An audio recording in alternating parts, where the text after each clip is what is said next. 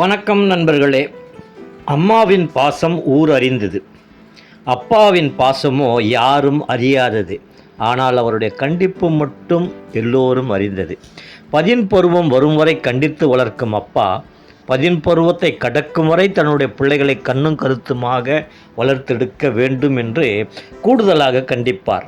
ஆண் பிள்ளைகள் மட்டுமல்ல, இது பெண் குழந்தைகளுக்கும் பொருந்தும். அதுதான் இன்றைக்கு அப்பாவை விட்டு பிள்ளைகளை விலகி ஓடச் செய்கிறது. தொலைக்காட்சி விவாதத்தில் பங்கேற்ற தந்தைகள் தங்களின் பிள்ளைகள் குறித்தும் பிள்ளைகள் தங்களது தந்தைகளின் செயல்பாடுகளை குறித்தும் உணர்வுபூர்வமாக பேசியதை பார்த்தேன். நெருடலான சில உரையாடல்களும் அதன்பின் சமரசமான தந்தை பிள்ளைகளின் உணர்ச்சிபூர்வமான காட்சி என்னை அழ வைத்து விட்டது.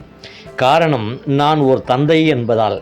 ஒரு தந்தை தன்னுடைய மனைவி இறந்த பிறகு தன்னை தொட்டு பேசாத மகனை குறித்தும் என்னையே நான் கிள்ளிப்பார்கள் என்று சொல்லி அவனை கட்டி தழுவி ஸ்பரிசத்தினை அனுபவிக்க நீண்ட நாட்களாக ஏங்கி சொன்ன விதமும், அதற்கு அந்த மகன் அளித்த என் அம்மா என்னை ரிசர்வ் டைப்பாக வளர்த்து விட்டார், என்னால் முடியவில்லை என்று சொன்ன விதமும், அப்பா மகனை கட்டித்தழுவி உணர்வுகளை பரிமாறிக்கொண்ட விதம் என் கண்களை ஈரமாக்கியது.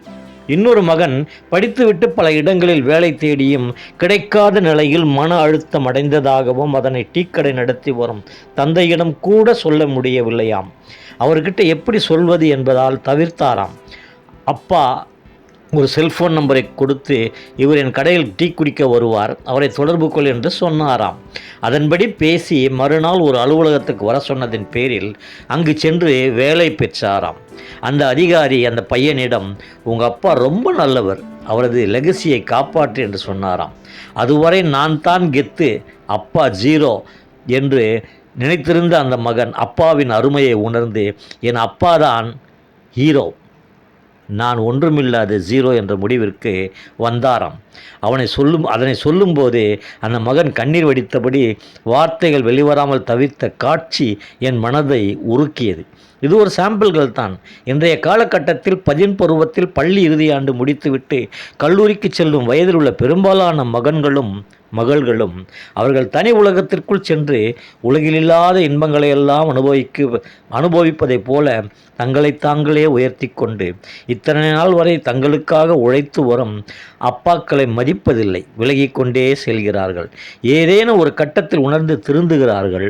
உணராதவர்கள் தங்கள் வாழ்க்கையை கெடுத்துக்கொண்டு அவதிப்படுகின்றனர்.